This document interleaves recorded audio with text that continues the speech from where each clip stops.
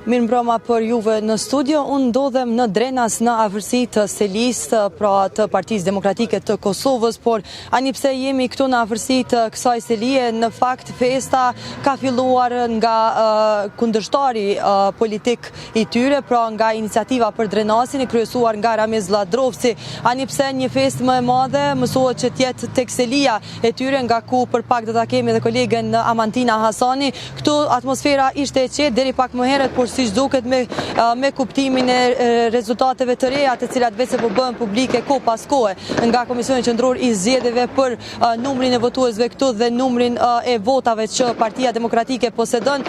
një entuziazëm shumë i madh nuk po shihet nga kjo parti në krye me kandidatin Petrit Hajdari. Nga një bisedë e shkurtër që arritëm të kishim me të, i njëjti është optimist se do të ketë një rezultat të mirë, por që pret rezultatin final që të dihet edhe se si do të shkojë krejt epilogu i mbrëmjes së sotme, a do të ketë fest edhe tek Partia Demokratike këtu, apo festa do të zhvendoset kryesisht në pjesën tjetër, pra në Selin, ku kryesohet nga zotri Ramiz Ladrovci. Atmosfera tash është e qetë, përafërsisht ka dhe mjaft zyrtar policor të cilët janë këtu dhe po kujdesen për rendin edhe sigurin, por që për informatat e tjera të shohim se si do të vijoj atmosfera tutje, do të kemi mundësi që të bëjmë edhe lidhjet e tjera, por edhe nga selia e kundërshtarit të Hajdarit.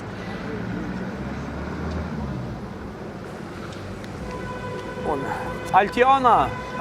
deshta me ditë se cili ka qenë entuziazmi i personave, sa ke pas mundësin të takosh me votuesit potencial dhe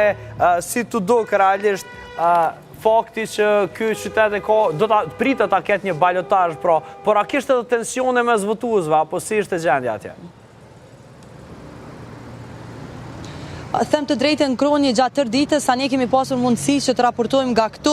nuk ka pasur shumë tensione, themi ashtu, edhe incidente që mund të kenë quar në ndonjë mosmarrveshje shumë të madhe. Ato që kanë ekzistuar, ka pasur disa parregullsi në disa qendra të votimit, kryesisht me fotografim të votës, apo edhe presion, themi ashtu, nga disa persona kundrejt qytetarëve të cilët janë paraqitur tek qendrat e votimit, por që nuk ka pasur ndonjë përleshje e cila ka ardhur si pasojë e çështjes së zgjedhjeve lokale, pra të ditës së sotme. Nga bisedat që kemi pasur me qytetarët, kjo ka variuar pastaj edhe nga preferencat e tyre, nga